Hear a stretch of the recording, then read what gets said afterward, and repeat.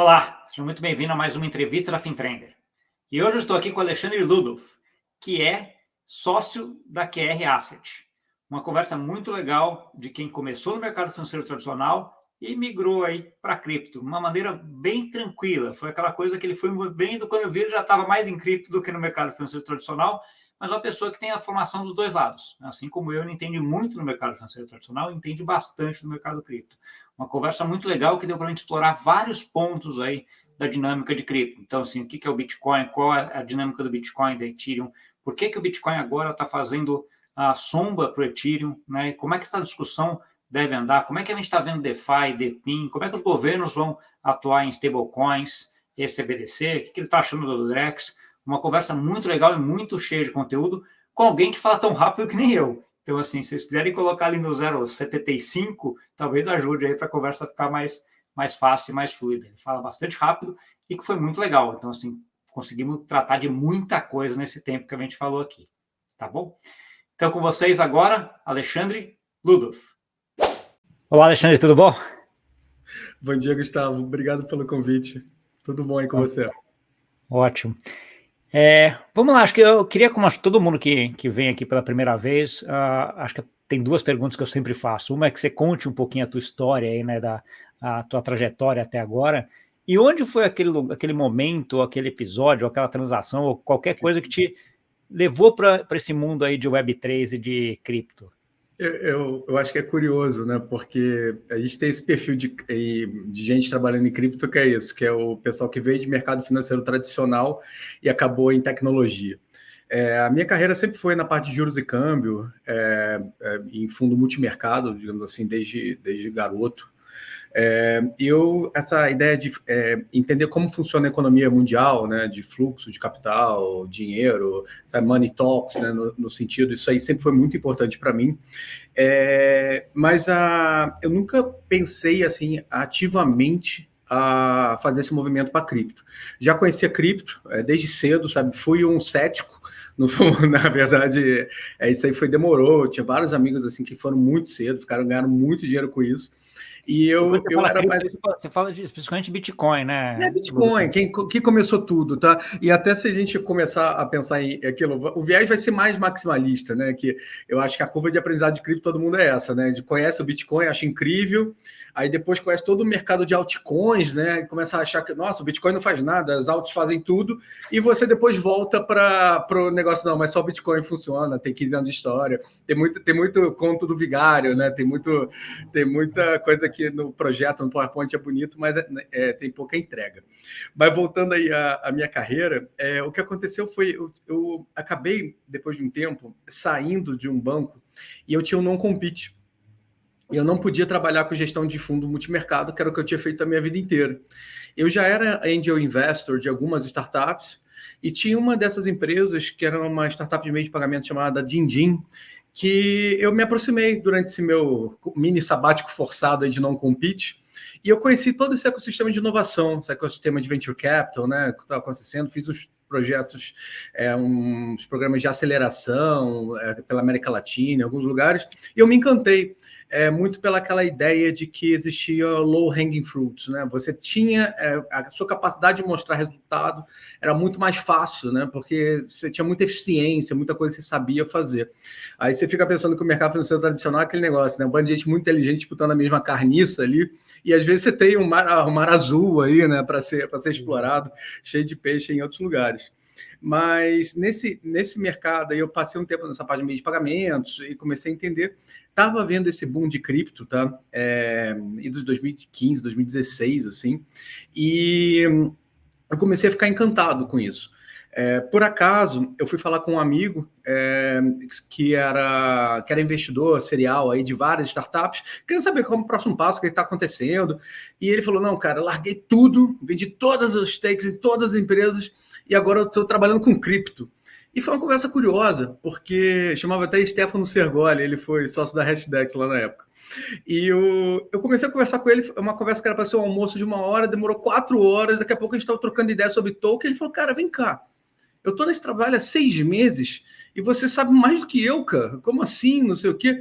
Eu falei, não é isso, cara, que eu sempre gostei de criptografia, desde a parte do Enigma, né, você pensa assim, de que ganhou a Segunda Guerra Mundial, toda a parte de PGP, toda a parte de cypherpunks, e toda essa parte do ethos, né, assim, por trás, né, toda a parte mais filosófica de cripto.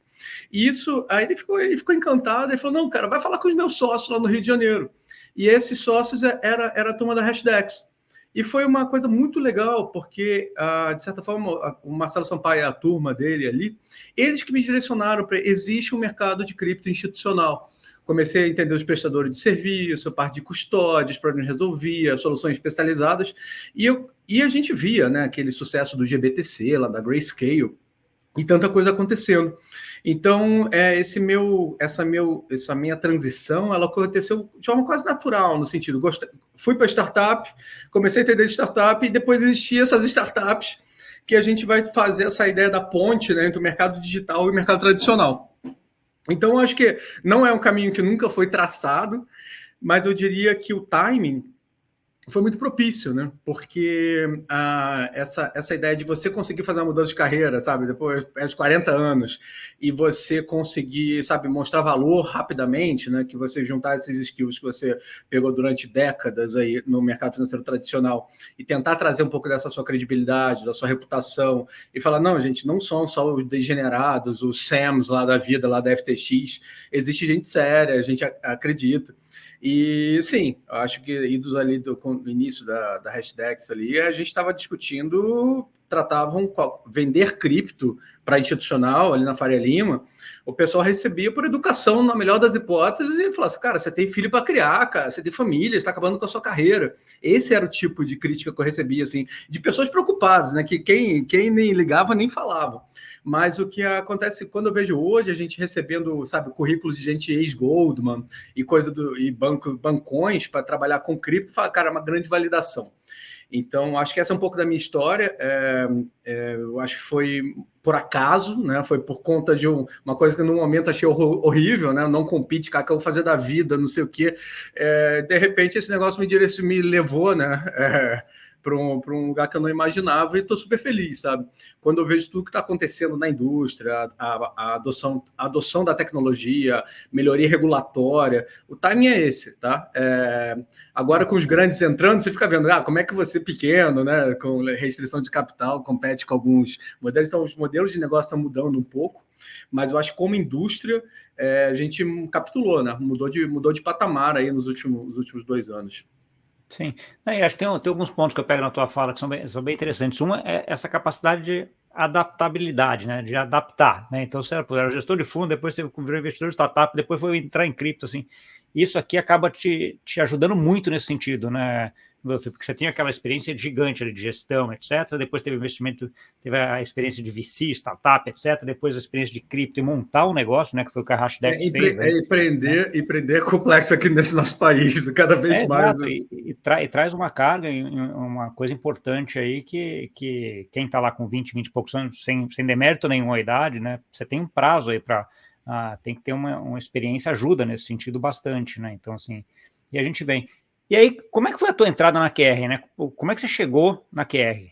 Não, então, a minha história na Hashdex, ela acabou sendo abreviada porque eu precisava ficar no Rio. Então, tinha uma questão de CEP aí, por questão da minha família, que era muito complicado estar no Rio. Então, a gente chegou num impasse, a questão de equity não estava muito grande. Eu já estava quase 2 anos na Hashdex sem ganhar dinheiro, na verdade, né? Que eu estava lá me ajudando. Eu brinco, foi meu MBA em cripto, assim, lá com o time do Marcelo Sampaio. E eu queria voltar a ganhar dinheiro, tentei fazer um movimento rápido para o mercado financeiro tradicional de volta, mas, cara, quando eu cheguei trabalhando até para uma empresa coreana, quando eu vi aquela realidade de novo, eu falei, nossa, que saudade de cripto, sabe?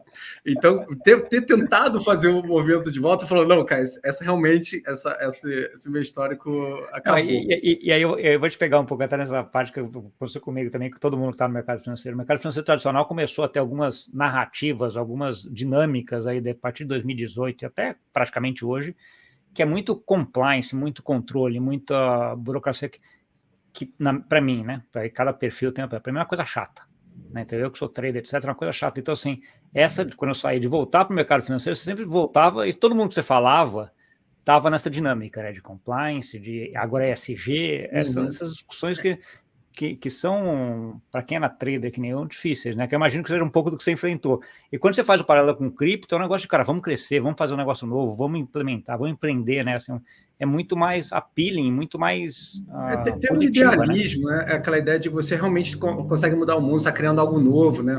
Essa ideia de você estar desenvolvendo uma classe de ativos nova, e essa classe de ativos foi validada, eu acho que é muito gratificante, né?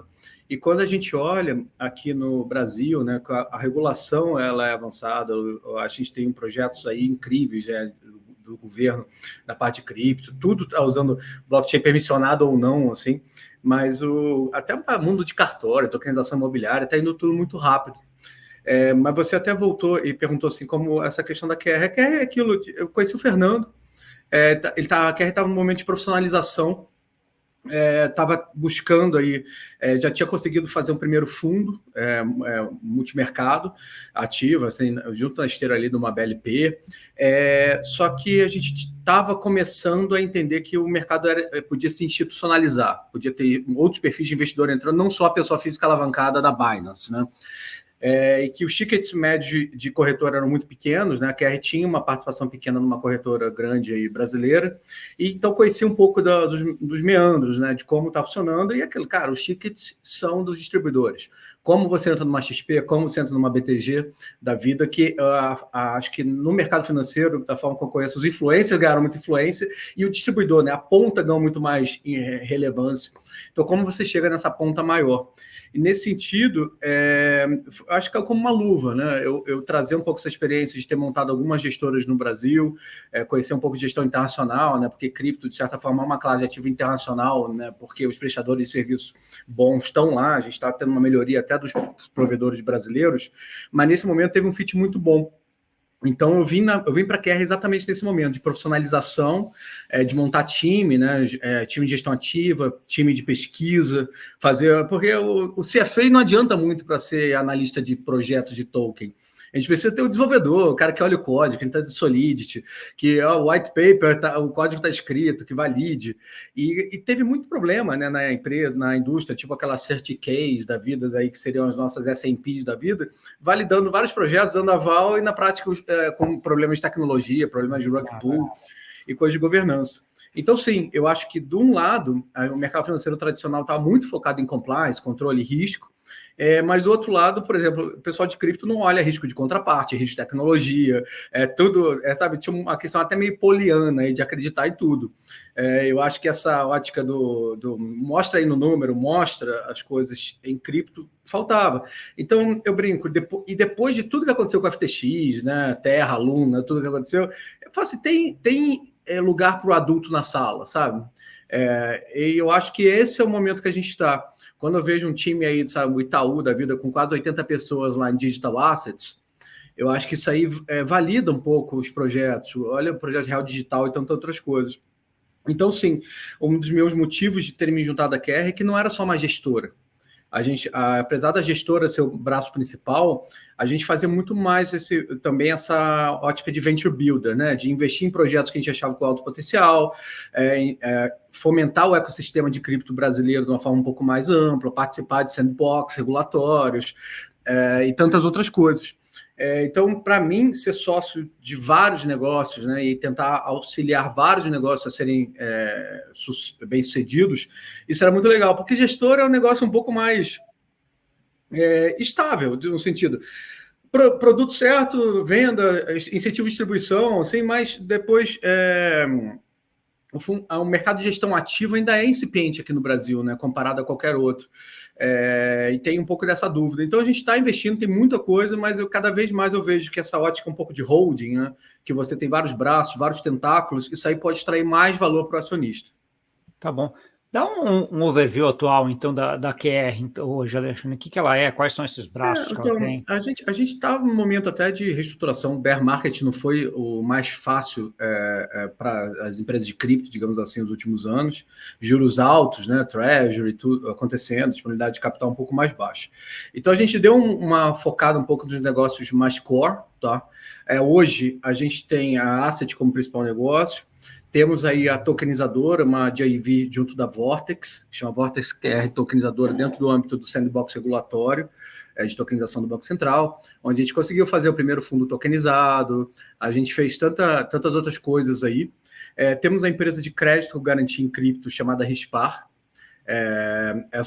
Para mim, essa foi um grande case, né, no sentido de seu Bitcoin não serve só para especular, seu Bitcoin também pode servir para você pegar um financiamento mais barato, mas nessa esteira, o que a gente descobriu é que o mercado esse mercado de Web3, que está dizendo assim, autossoberano, eu sou dono do meu token, eu sei. Até hoje, 2 anos de operação da Rispar, os tickets de atendimento ao cliente lá são: você aceita Bitcoin do mercado Bitcoin? Você aceita Bitcoin no Foxbit? As pessoas não sabem nem que o Bitcoin é o Bitcoin que é delas e que pode ser portado, né?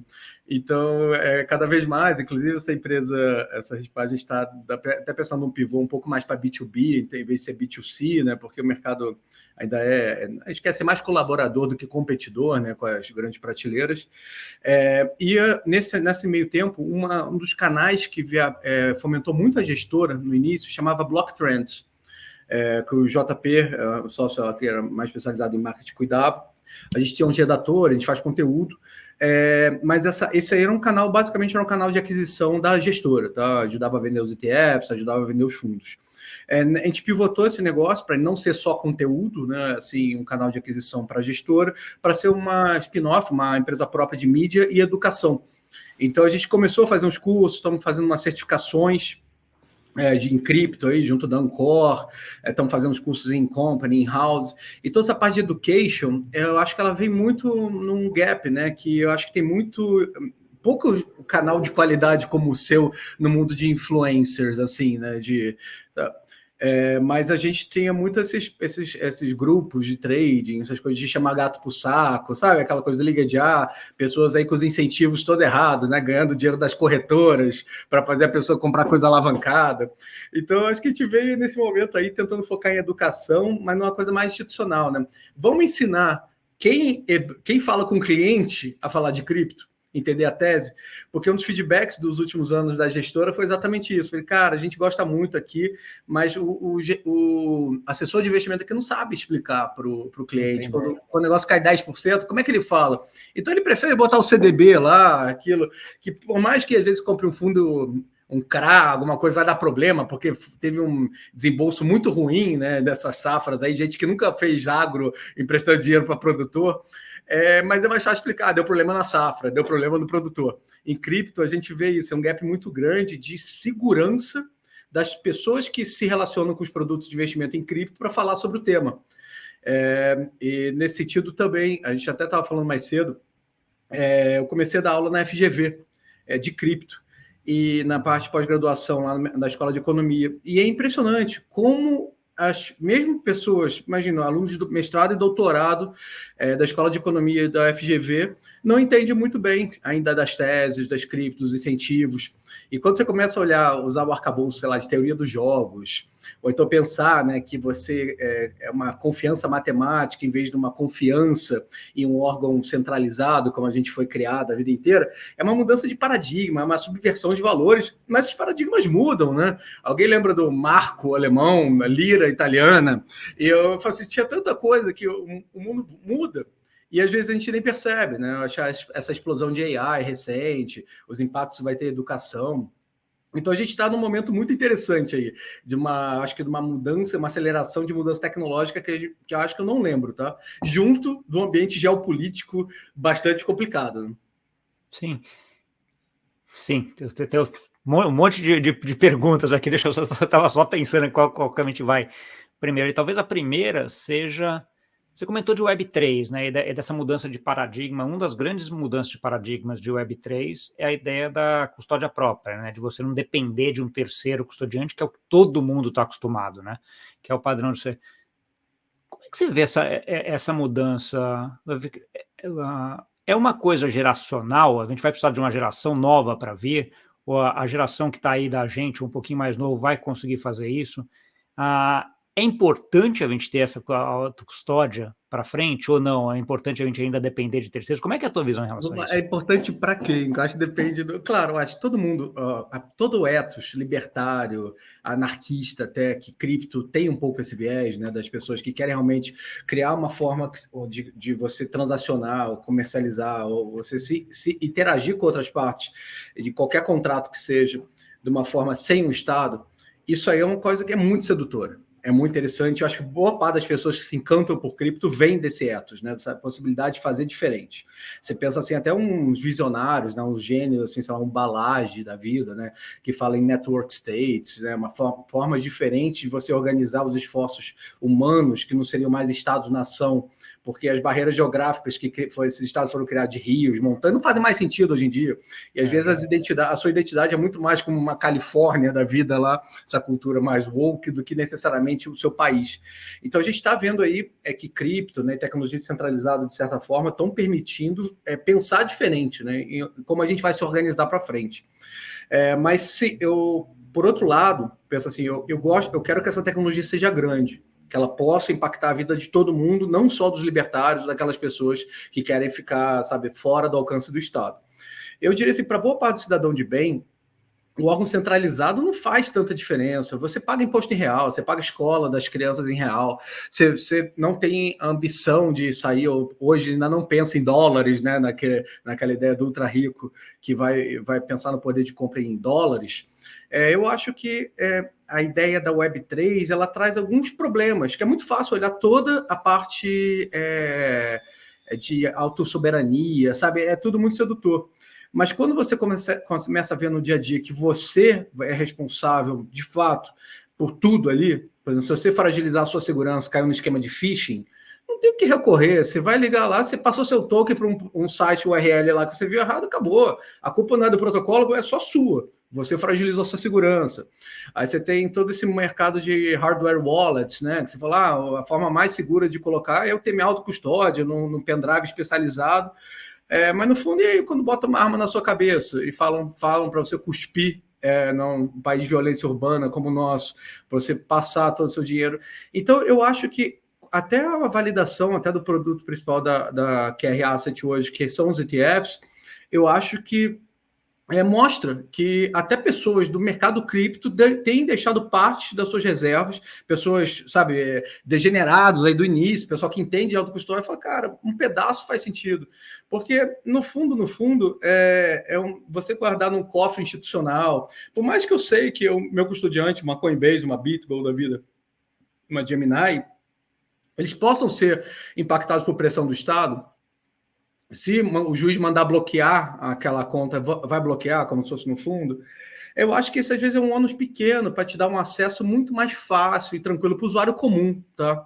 Quando eu vejo a gente especializado em tecnologia, às vezes sofrendo com phishing, sofrendo com hacks, sofrendo com fraudes, e tantas outras coisas que acometem, imagina nosso pai, nosso avô, nosso tio, pessoal de mais idade. Então, eu falo, para a gente não ter que esperar gerações, eu acho que essa ideia da Web 2.5 ela é necessária, né? Que entre a Web 2 e a Web 3 vai ter um intermediário, que vai ser esses agentes que vão fazer essa ponte mais formal entre o mercado tradicional e o mercado digital. A gente está chamando até das crypto mullets, né? Aquele penteado argentino lá que na frente parece o Web 2 e atrás é o Web 3, né? Essa é um pouco da ideia. Então, eu acredito nisso, que seria muito legal a gente poder fazer a custódia de tudo, mas no fundo acho que as pessoas não estão prontas. Aquela velha máxima, para quem não entende, nossa audiência aqui, aquela ideia, se você manda um Pix errado, vai falar, a chave não existe, chave não é existente, ou então a TED, lembra? A TED devolvida porque não encontrou. Vai mandar um Bitcoin para o endereço errado, que você copiou uma letra menos. Você acabou de rasgar dinheiro, você mandou para o limbo da internet que nunca mais vai ser recuperado. E isso, o mercado não está pronto. No fundo, eu acho que as pessoas querem liberdade, querem soberania, autossoberania, mas no fundo isso aí é ônus e bônus. Ele não quer o passivo de ter que ter todo esse controle e toda essa responsabilidade. E fraude, né? Porque se fosse só a sua responsabilidade, porque eu mesmo, Brinco, eu comecei a mudar um pouco essa minha visão uns anos para cá, quando eu caí nesse boom de NFT, não sei o que, eu caí no esquema de phishing. fragilizaram a minha MetaMask e tiraram os NFTs da minha conta. Eu falei, nossa, se isso acontece comigo, imagina com o afegão médio, né? Que eu respiro isso, falo com todo mundo, conheço. Então, eu acho que essa é um pouco da minha ótica aí. Eu acredito muito no mundo de Web3, eu acho que os produtos de DeFi, por exemplo, estão mudando o mundo. Eu acho, tanto a parte de seguros, empréstimos, tudo. Poxa, é muito legal você poder ser o banco ou o banqueiro ou o cliente, né? Eu posso ser o bancário, eu posso ser o cliente, eu posso ser o que quiser ali no mercado. Isso é fantástico. Você vai no Itaú da vida, vai pegar o financiamento imobiliário, se você achar a taxa muito cara, o cara não te deixa emprestar o seu dinheiro lá no Itaú naquele mesma taxa para cliente. Então, essa ideia de que você está desintermediando os bancos, você cria relações que são contratos que são executáveis pela matemática e não por enforcement de um juiz, alguma coisa do gênero, eu acho fantástico. Claro, ainda falta um pouquinho para chegar, né? Porque aí eu acho que ainda vai demorar as pessoas a olharem para um token do imóvel e ter a tranquilidade que aquilo tem o mesmo valor legal de uma escritura. E vai precisar de um arcabouço jurídico, regulatório muito grande aí durante um bom tempo. Mas está chegando, tudo vai ser tokenizado, isso aí eu tenho a menor dúvida. Eu acho que dinheiro em espécie é um negócio, uma espécie de extinção. A gente vai ver o advento aí do CBDCs, não que eu seja super favorável a CBDCs, mas ainda assim eu acho que é um use case que vai trazer a adoção de cripto muito grande. Acho que todo mundo vai olhar para a wallet, esses conceitos todos eles vão vir. Então é isso, eu acho que cripto hoje não tem volta, né? Não tem o que falar, já veio, já está chegando, está dominando, mas é um back-end. Isso que eu acho que é muito importante. Assim como a gente está falando aqui, ou então você vai pegar um telefone celular, você não sabe se a sua comunicação está indo por cabo submarino, por VoIP, qual é o protocolo de comunicação que você está usando ali. Mas no fundo você sabe que funciona e que é mais barato do que você pagava antigamente. E eu acho que cripto cada vez mais é isso, vai ser nos bastidores, você não quer saber que você está se relacionando com chave privada, não. Você vai conectar sua wallet, mas no fundo, eu acho um negócio cada vez mais de back-end. Porque realmente o uso a cripto ainda está muito na infância nessa parte de UI UX, né? Experiência do usuário, a jornada do cliente. Os aplicativos são melhores, mas os aplicativos também estão morrendo, né? Eu acho que esse mundo de chatbot, esse mundo de agentes de inteligência artificial, isso vai substituir os aplicativos. Eu tenho poucas dúvidas que os nossos filhos, eles não vão consumir conteúdo no arraste para cima, como a gente faz hoje em Instagram da vida. Eu acho que eles vão ter um diálogo muito mais próximo aí com essas AIs. E eu acho que essas AIs vão acessar o serviço, vão acessar os produtos, vão recomendar investimentos, vão fazer tantas outras coisas. Então a gente só está no início. Eu acho que cripto cada vez mais vai ser seamless, né? Assim como você não sabe Wi-Fi, qual protocolo, isso é coisa para técnico. E eu acho que essa tecnologia ela cada vez mais vai ser mais acessível, sabe, abstraindo todas as camadas de tecnologia para ser um negócio muito mais fácil. Mas a gente está talvez um pouco longe disso aí ainda, Adolfo, porque a gente está falando de um mundo totalmente de interoperabilidade, né? Onde você tá nem aí que rede você está na rede da Ethereum, do Bitcoin, da Solana, qualquer uma delas, tanto faz você ter. Então, interoperabilidade total, escalabilidade total, né, onde você pode pagar o cafezinho, comprar um apartamento, você não quer nem saber que rede que é. Isso aí ainda tem alguns anos aqui ainda para a gente chegar lá, né? Não, acho bastante. Eu diria assim que eu nem sei se a gente vai comprar cafezinho com Bitcoin, tá? Isso aí também, né? Apesar de acreditar piamente no Bitcoin como potencial, eu acho que, mesmo camada L2, uma Lightning, tanto que está vendo, eu acho que talvez o Bitcoin ele vai ser cada vez mais o lastro institucional, que nem as barras de ouro aí no comércio internacional ou na relação interbancária. Deixa eu pegar esse teu ponto, que a gente está no momento de mercado hoje, principalmente depois do halving do Bitcoin, que acabou de acontecer aí no final de semana passado, que é aquele que você tinha, eu via as narrativas de cripto eu um pouco nesse lado, né? Até a final do ano passado, metade do ano passado, Bitcoin é o ouro, fica lá, é uma rede estável, totalmente sem inovação, vamos ativo dizer assim. Escasso. Uhum. Exato. E Ethereum é o cara da inovação. Então, acontecendo gatinhos e toda aquela bagunça de Ethereum. Coisa de um ano para cá, a rede Bitcoin meio que acordou para esse negócio dos gatinhos, cachorros, sapo, qualquer coisa. Ordinals, com Ordinals, Runes, agora que veio, etc. Tal, e começou a fazer um pouco de até competição para essa rede Ethereum, que parecia que estava até aquele momento meio sozinha. Sim, Ela tinha uma outra, mas estava meio sozinha, né? Hoje tem-se aí uma narrativa, uma dúvida muito grande que, cara, será que o Bitcoin vai ser o cara da inovação para frente em Layer 1, 2, 3? E aí essa parte do Ethereum vai perder um pouquinho essa tua coisa? Como é que é a tua visão disso daqui? Não, eu acredito piamente nisso, porque o problema do Ethereum é que ele tem um superfície de ataque muito grande. Você tem um Vitalik ali, você tem uma fundação por trás. Eu acho que isso aí permitiu essa inovação toda que aconteceu na rede do Ethereum, mas no fundo ainda é uma rede de certa forma centralizada, né? A concentração das carteiras, a forma de governança. No fundo ali você tem um déspota hoje que fala que no futuro isso pode ser descentralizado ou não. Eu acho, e por outro lado, a gente vê umas camadas como a RGB, de programabilidade do Bitcoin, você criando o contrato inteligente dentro do Bitcoin na forma muito elegante, você tem toda essa camada de escalabilidade, né, permitir maiores TPS, né, transação por segundo, no mercado do Bitcoin, e eu acho sim que a gente sempre procura qual é o Ethereum Killer, né, que já foi a Vax, já foi Polkadot, já foi tantos outros, Solana, e a gente hoje vendo, eu acho que talvez o Ethereum Killer seja o próprio Bitcoin. É aquela ideia que você pode separar as camadas, a camada de settlement, né, e confiança da inerente a uma DLT descentralizada e prova de trabalho como Bitcoin. Eu acho que isso aí é fantástico. Isso é a segurança matemática, é aquela ideia de precedência, né, o time code lá, o timestamp, aquilo é para sempre. Isso tem um valor na nossa sociedade muito grande. De você ter algo que é imutável, que é irrefutável, que é matematicamente comprovado, validado. Então, sim, eu concordo que hoje, quando a gente pensa todo o mercado de DeFi, cripto, eu acho que muita coisa pode migrar sim para o Bitcoin. Mas, por outro lado, eu acho também que o mercado ele é multi-chain. Acho que boa parte dos Bitcoins já vivem na rede da Ethereum. Então, cada vez mais eu acho que vai ser tudo intercambiável, tá? O futuro é multi-chain, que a gente brinca. Mas quando isso vai chegar, ainda demora. Eu acho que todo esse mundo de EVM, né? O Vitalik, eu acho que talvez a maior contribuição que ele tenha feito para a indústria ter sido esse mundo de Ethereum Virtual Machine, essa ideia de interoperabilidade. E tem projetos incríveis, né? A turma aí, sabe, Gavin Wood, aí, lá dos inícios, os criptógrafos de guerra. O pessoal realmente mudou, sabe, o curso da história da humanidade, e eu acho que continua mudando. Essa é a verdade. Sim.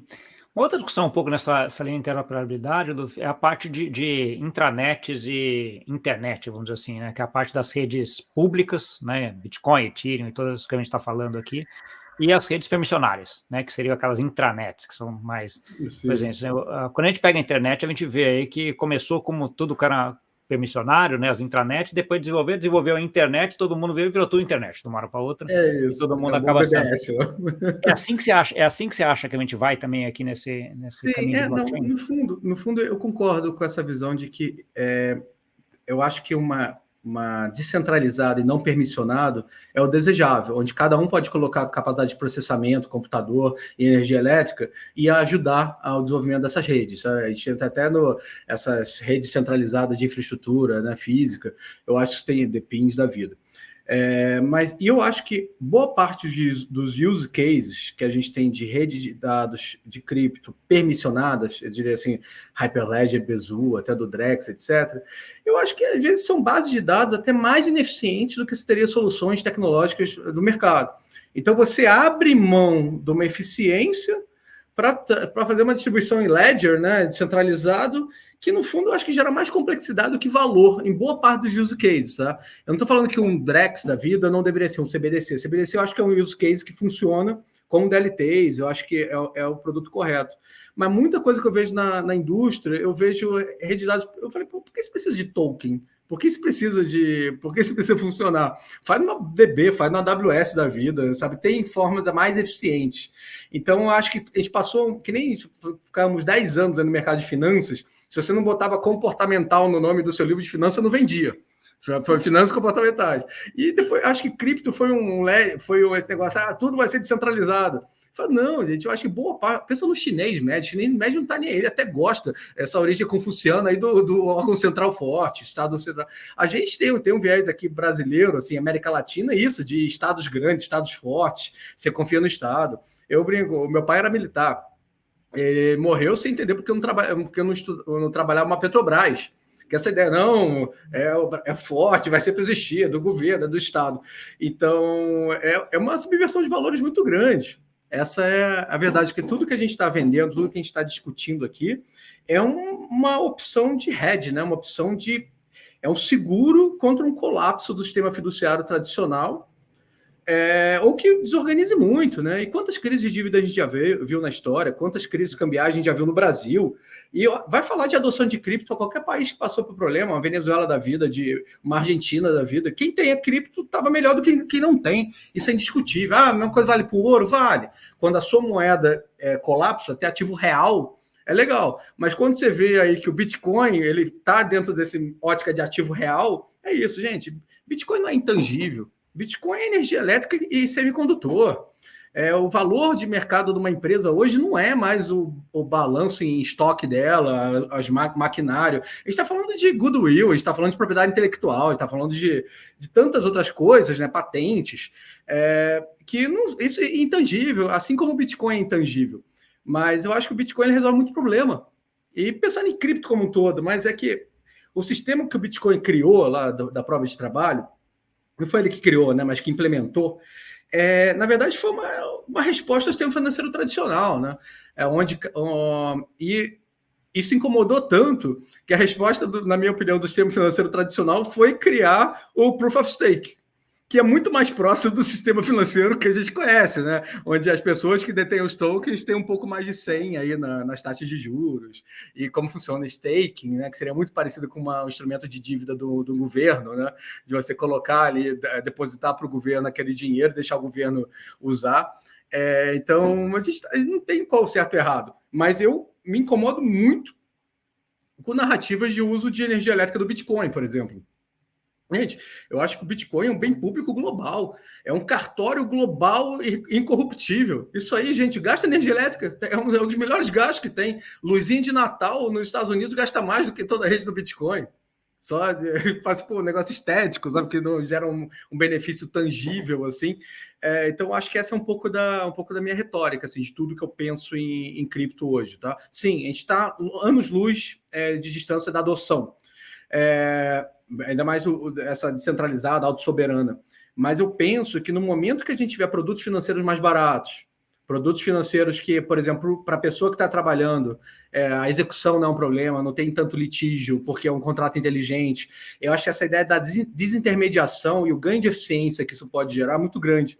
E talvez até para concluir essa nossa sessão, o que eu penso muito é isso. Quando você pensa no arcabouço de teoria dos jogos, é isso, você sempre tem que fazer uma contingência para se a sua outra parte está mentindo ou não. Quando você tira a mentira, a possibilidade de um mentir para o outro ali no meio, isso gera muita eficiência.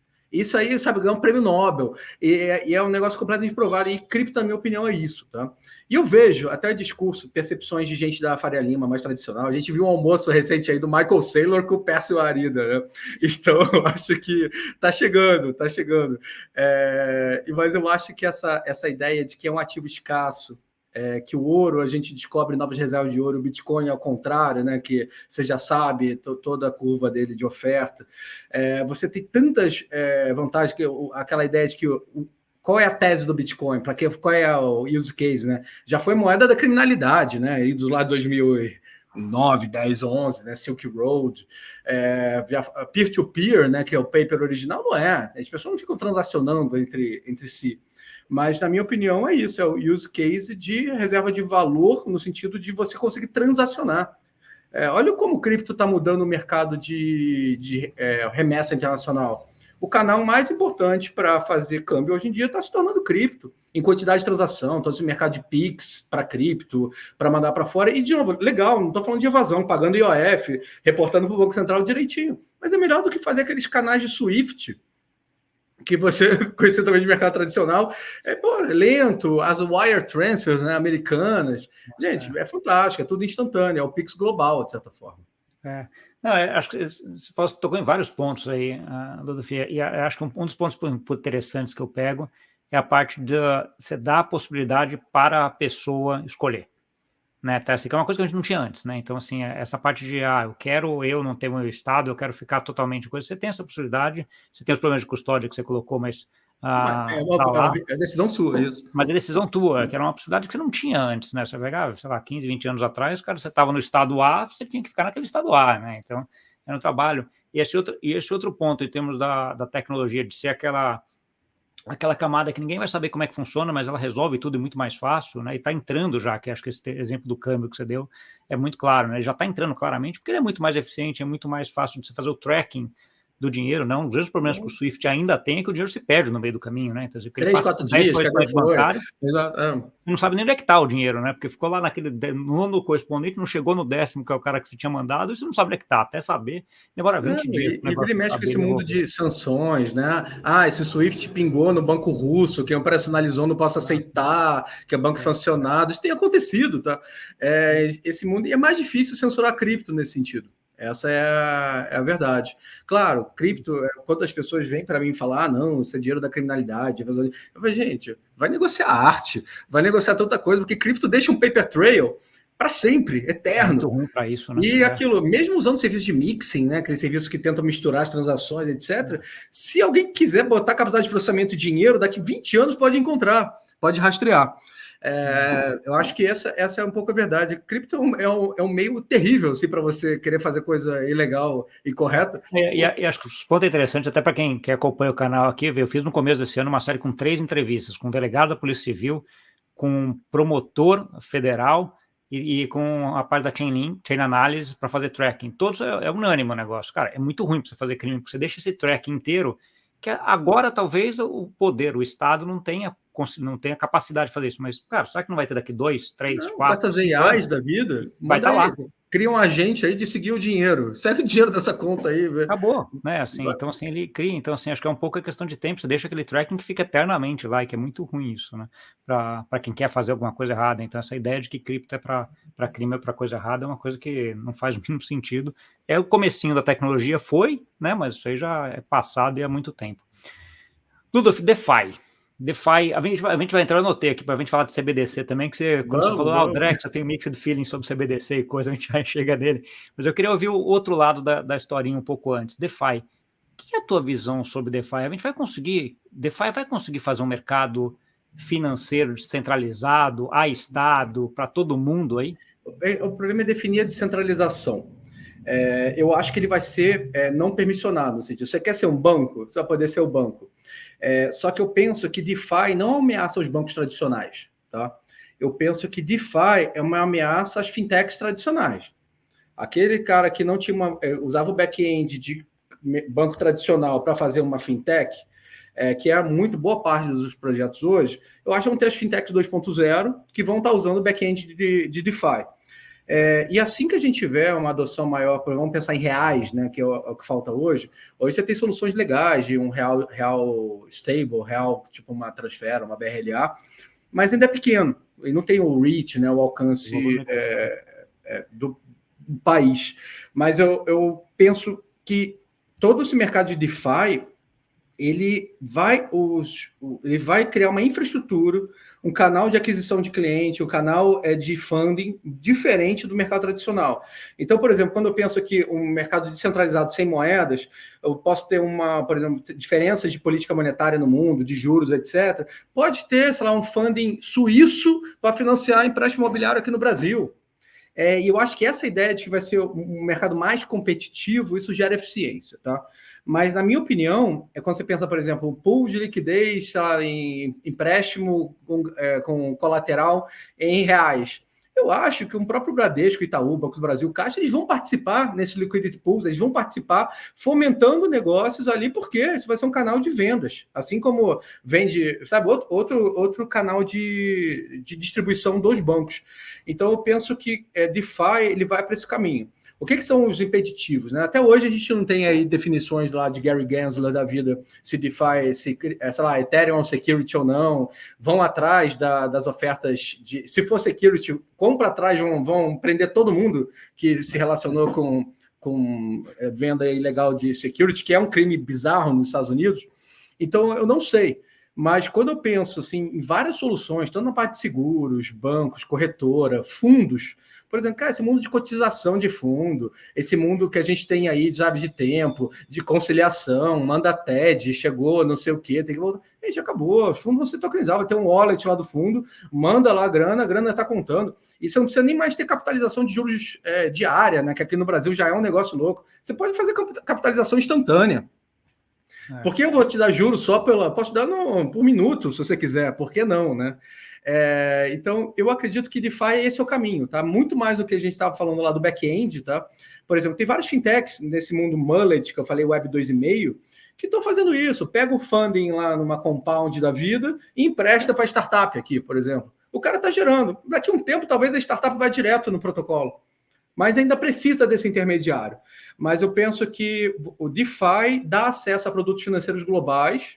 Claro, todo esse mercado completamente não permissionado é complexo, né? Pô, vai ter grana de narcotráfico, vai ter grana aí, como é que você faz o Know Your Client, né? Que é uma coisa necessária. Mas eu penso que as soluções são identidade digital, cadastro positivo, tudo em cripto. Quando eu conseguir vincular, eu quero ter parte da minha identidade anônima, eu gosto dessa pseudônima, etc.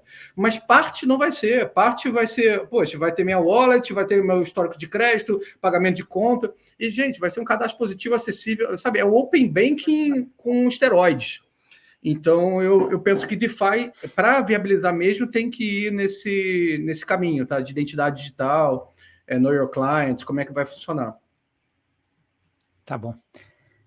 CBDCs e Drex. Rodolfinho, você fez uma cara meio de mixed feeling. Gosto, mas não gosto. Mas eu tenho. Fala um pouquinho pra gente. Meu discurso de stablecoin primeiro. Stablecoins são necessárias. Stablecoins hoje são killer applications de cripto, porque eles permitem mais eficiência no mercado de cripto, permitem que se relacione com o contrato inteligente e tudo isso. Então é isso. Partindo da premissa que stablecoins são necessárias, porque o mercado, a gente não gosta de pensar que o preço do seu café vai variar com o preço do Bitcoin, você quer ter R$1, $1 estável. O melhor dólar é o dólar com porta-aviões. É o dólar com imperialismo yankee lá. Não é o dólar da Tether lá, que você não sabe direito o que tem. Então, eu realmente eu penso que as stables oficiais dos países, os CBDCs, eles vão ser necessários. E eu acho que eles vão trazer uma eficiência muito grande. Eu gosto de falar que eu acho que o Pix fez para o mercado de pagamento brasileiro, mercado de transferências, eu acho que um dinheiro programável, você possa, sabe, deixar lá um contrato inteligente da autorrenovação da sua policy, sem precisar falar com um corretor de seguros. Você tem tantas formas, né, de fazer, e, sobretudo, esse mundo do dinheiro programável, né? Tudo que você pode fazer com herança, fala, cara, bota um time lock aí, sabe? Quando eu coloco para transferir, tem que pagar imposto? Tem, mas você não vai ter dúvida se o banco vai existir ainda lá na frente, para, sabe, a pólice seguro ter uma seguradora por trás, seguro de vida. Então, eu penso realmente que a gente está abstraindo esses middlemen aí que foram tão necessários desde a criação do sistema financeiro, né? Desde os bancos italianos, assim, tantas outras coisas. Mas quando você pensa em CBDC, o problema todo é que os governos mudam. É tão simples quanto isso. Hoje, por exemplo, eu acho que o que o Brasil está fazendo, o CBDC, de fazer um CBDC que seja EVM, sabe, usando prestadores de serviços, provedores globais, muito interessante. E eu acho que tem toda uma questão de privacidade, né, de tentar preservar, né, a anonimidade aí. Só que, de novo, lá na frente pode mudar. E esse CBDC vai ser de qualquer governo que venha. E eu gosto de usar muito o paralelo da China, né? Porque a China também tem um projeto de CBDC um pouco mais avançado, está em teste, né, piloto e país, até usaram estoque lá, né, na Olimpíada de Inverno, mas o que eu acho é que a gente está vendo aí uma possibilidade grande de uso indevido desse novo poder. Na prática, ela aumenta o poder do governo de fazer isso, exatamente, né? Coisa. Eu consigo olhar com o meu chapéu de economista, cara, que legal, porque eu vou saber como o dinheiro está circulando na economia de forma muito melhor, a velocidade do dinheiro aumenta, né? Você tira a possibilidade de ter moedinha no chão, o dinheiro está em circulação, o dinheiro não some, né? A base monetária não cai. Então, argumento de velocidade do dinheiro, de implementação de política pública. Eu consigo pensar em muita coisa positiva, tá? De por que um dinheiro programável, porque... Só que só a ideia é que você tem uma função lá que pode destruir, queimar os seus tokens na sua carteira, eu fico com medo. disso. Sabe o contra-exemplo que eu sempre uso isso daí, até quando nos meus textos e quando eu dou aula em relação a isso, é o exemplo do Brasil lá da Zélia. Não tinha tecnologia nenhuma, ela queimou todo mundo, deixou todo mundo com 50. Então, assim, Isso, perfeito. E o meu contra-exemplo vai no sentido de que, assim, cara, tecnologia pode ajudar, pode facilitar, pode, mas se o governo quiser fazer, cara, não é a tecnologia que vai impedir, né? Então, a gente também não pode ser naivo. O Bitcoin, ele é, sim, suscetível à pressão governamental, porque gasta energia elétrica. E produção de energia elétrica é regulado. Você usa já teve, né? A mineração durante esses últimos, sei lá, 15 anos aí já teve. Foi mais para a China, depois vai mais para os Estados Unidos, depois para eu acho, mas essa é a vantagem, porque em teoria dos jogos, se você é o cara que restringe, se o mundo todo não fizer, às vezes você pode estar dando tiro no pé. A China claramente é o case, né? Ela tentou ir restringir o Bitcoin, bloquear, proibir, não conseguiu. Agora a gente vê Hong Kong lá já flexibilizando e perderam um caminhão de possibilidade de ter empresas, de tanta coisa do ecossistema que foi para Bahamas, que foi aí para El Salvador. Então, sim, eu acho que essa é um case grande. Mas no meu mundo é só isso. Quando eu penso aqui na China, eles usam até aquele... ano passado, estava tendo uma corrida bancária no Banco Regional, viram que as pessoas estavam pegando o trem, não sei o que, para ir lá fazer fila para resgatar o dinheiro que tinha que ir ao banco. A China botou a galera naquele passaporte sanitário lá, que não podia pegar transporte público. Então, se isso já aconteceu com o passaporte sanitário, eu fico com medo do que um governo um pouco mais totalitário, mais concentrado, pode fazer com essa perseguição de oponente, coisa do gênero. Então, esse é só um if, tá? Eu não estou nem falando que vai acontecer. Eu acho que aqui no Brasil, por exemplo, Roberto Campos da vida, qual outro presidente do Banco Central já minerou Bitcoin? Eu não conheço outro, assim, que publicamente fala. Só para entender um pouco a tua visão, porque, assim, obviamente, quando a gente está falando dessas colocando tecnologia, tem prós e contras, né? Então, tem lá, o dinheiro vai ficar programável, isso vai ser muito melhor que stablecoin, etc. Mas tem esse com que, caso o governo mude e queira fazer alguma coisa, ele vai lá e cancela. Você acha que a implementação é boa mesmo assim? Ou seja, é bom ter? É melhor ter ou não ter? Aí que tá, eu acho que é inevitável. Acabou. Vai acontecer de qualquer jeito. Eu acho que já vai. É um dinheiro superior. Diminui fraude, você não tem mais dinheiro falsificado, não tem mais nota, tem tantas outras coisas no mundo, então acho que é um caminho sem volta. Os governos entenderam que eles vão fazer isso, de ter um dinheiro melhor do que o dinheiro atual, para eles, para o governo, é uma moeda melhor. E quando você tem um negócio chamado imposto, que você é obrigado a falar, você vai receber imposto na sua moeda e vai falar que o curso legal é o Drex aí também. Então ele tem, e no fundo, o monopólio, esse monopólio o governo ainda tem, né, do imposto, dele escolher como recebe imposto. Então eu acho que, partindo que é um caminho sem volta, eu só fico com medo de tentarem proibir qualquer tipo de stablecoin que não seja centralizada. Isso, para mim, seria ruim. Se deixar a alternativa, se em momentos que eu estiver achando que o meu governo pode estar ruim, eu for para uma SDC ou SDT, eu puder fazer isso, tá legal. Mas no mundo, eu fico preocupado com isso. Não, agora stable só vai poder ser, você vai poder ter money market tokenizado, mas a moeda não vai ser. Mas eu penso que parece muito com o processo de criação de como o dólar americano chegou a virar uma moeda federal, né? Uma moeda da União.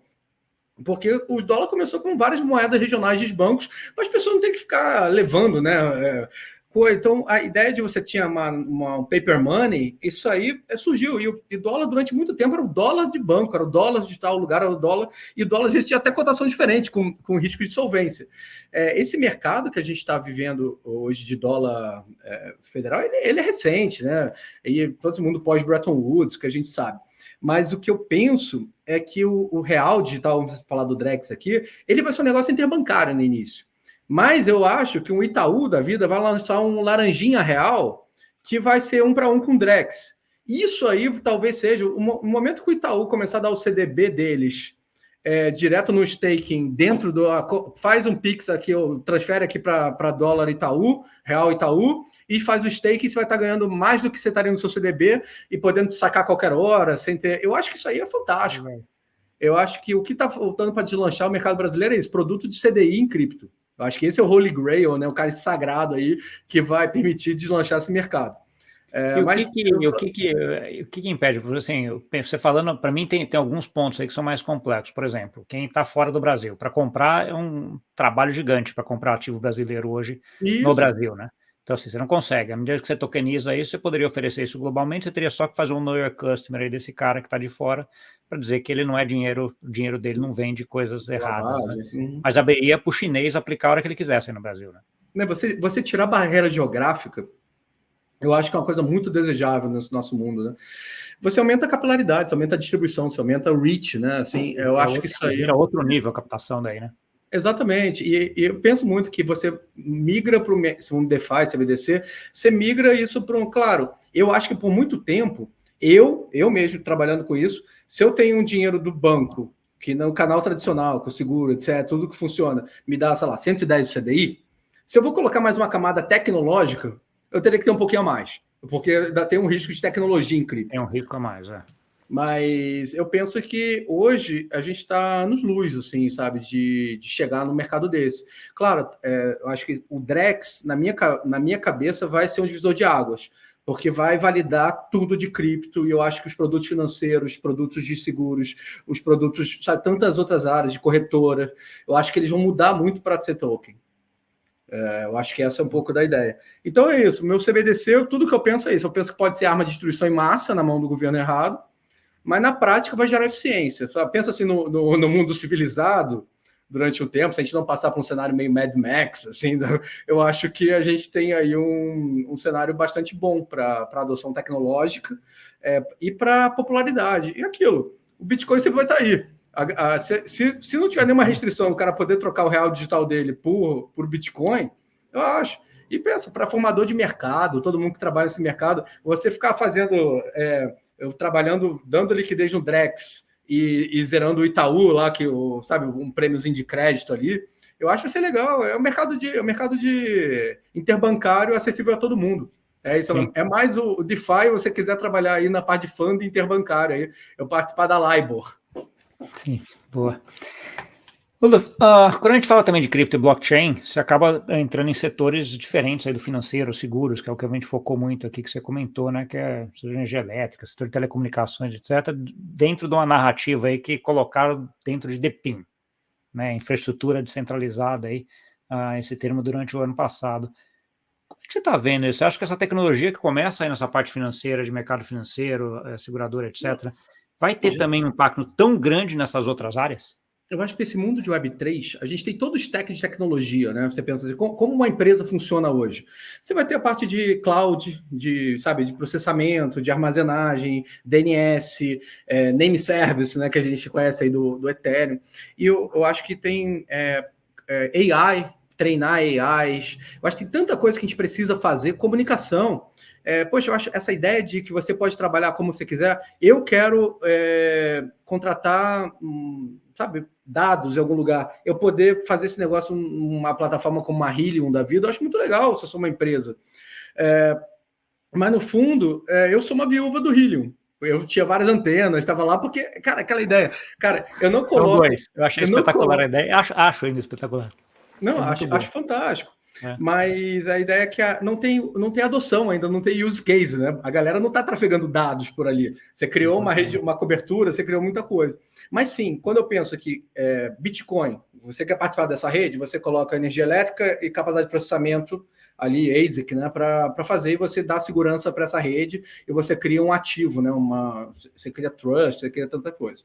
Eu acho que a ideia é que você pode colocar o recurso que você quiser. Por exemplo, eu quero colocar capacidade de processamento não para validar a transação no Bitcoin. Eu quero, por exemplo, para renderizar a coisa do metaverso. Você tem um render da vida. E eu acho que essa ideia de que você cria regime de incentivos mais honestos, mais justos, e que você pode trabalhar em qualquer ponta, não permissionada, né? Isso gera um jogo, né? Gera uma condição de competição melhor. Eu acho que essa é um pouco da retórica aí que eu vejo em todos esses assuntos. Mas quando eu falo em DePIN, quando eu penso em DePIN, sim, a parte de rede de dados descentralizada eu acho fantástico. Eu acho toda a parte de ESG tem bastante coisa legal acontecendo. Acho que toda a parte digital tem, um cloud. É aquela ideia. Eu vou ter um Filecoin ou um SIA da vida para guardar arquivos. Cara, eu não sei se o apontador que eu tenho lá para o meu arquivo do Google Drive vai estar daqui a 30 anos. O Google, bem ou mal, você tem lá uma jurisdição americana, o que o governo americano falar. Você pode ter um negócio criptografado que não é acessível. Mas, no fundo, todos esses aspectos de segurança dessas redes, que você é mais descentralizado, menos acessível, você é mais livre, no fundo é pequeno. O que precisa chegar é no custo. Eu estou gastando menos por armazenagem do que eu gastaria no Google Drive. Talvez as pessoas vão adotar muito mais. E eu acho que é possível, porque o protocolo ele não precisa remunerar em 30%, 40% de ROI o acionista das corporations aí. O protocolo é mais velho, precisa de um FII lá para pagar desenvolvimento, para pagar os custos, essas coisas. Então, eu acho que, em teoria, redes de dados de infraestrutura descentralizada, qualquer tipo de infraestrutura física descentralizada faz muito sentido. A dúvida é, por exemplo, a parte do Helium, lá que a gente falou, IoT. IoT é fantástico. Você criar meios que um contrato inteligente possa se comunicar, pagar por ativos, eu acho fantástico. Mas, no fundo, é isso. Ainda falta um pouco de adoção. Quando essa adoção vai vir? Eu acho que tem todo aspecto regulatório, sabe? É um negócio que precisa de regulação global. Então, no fundo, é isso. Eu vim para o mercado regulado de cripto achando que a regulação ia chegar 3 anos antes do que está chegando, sabe? Essa é a verdade. A galera do não regulado surfou 3 anos ainda. É muito curioso esse negócio de timing nesse mercado, né, Ludolfo? E eu sempre, uma coisa que é constante para mim nos últimos, sei lá, 8, 10 anos que eu estou em cripto aí, que é mais ou menos o mesmo período teu, ser surpreendido negativamente. A gente talvez, por a gente tá muito dentro desse mercado e muito ali enfurnado, você acha que o negócio vai acontecer antes do que efetivamente acontece, porque o timing do mercado tradicional, e aí financeiro ou qualquer outro, regulatório, etc., é outro, né? Muito mais lento, né? Exato. Os incentivos não são os racionais, né? As pessoas às vezes estão mais preocupando em defender os feudos, e no fundo a gente depende de político, né? O processo legislativo ele segue o tempo dele, segue as pessoas. E a verdade, a gente de cripto está acostumado ao mundo de startup, o bumbo tocando rápido, às vezes a gente se frustra assim, essa ideia de ter expectativa. Mas, por outro lado, assim, eu tenho essa frustração em relação à velocidade, mas tenho cada vez mais a certeza do caminho. O que é bom. Ele está acontecendo, ele está vindo, ele está sendo ticado ali, a hora que você vai ver, ele tica, é aqui mesmo. O ritmo está um pouquinho mais lento. Exato, eu não questiono em nenhum momento essa minha mudança de carreira para essa infraestrutura tecnológica, que realmente eu acho que é a revolução industrial da nossa geração. E está vindo, é indiscutível, sabe? Eu acho que até validações aqui, eu acho que 2 anos atrás você tinha discussão se Bitcoin era uma classe de ativo ou não, se cripto era. Hoje não tem mais. Acabou, exato, pacificou, sabe?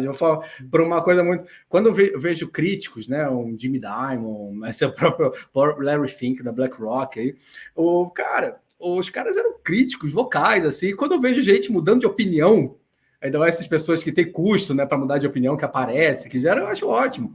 Ainda tem muita gente, sabe? Eu brinco, eu já consegui evangelizar alguns da Faria Lima aí. Mas ainda falta. Boa. A gente tem mais ou menos um tempo que eu tenho aqui. Eu queria agora te deixar um espaço aqui para você deixar uma mensagem final aí para quem nos ouviu e onde que eles continuam essa conversa contigo. Não, perfeito. Eu acho que a mensagem final aqui é, gente, estudem, dê uma olhada em tudo que está acontecendo em cripto. Cripto é um mercado muito grande, não é só Bitcoin, mas o Bitcoin ele também tem várias capilaridades.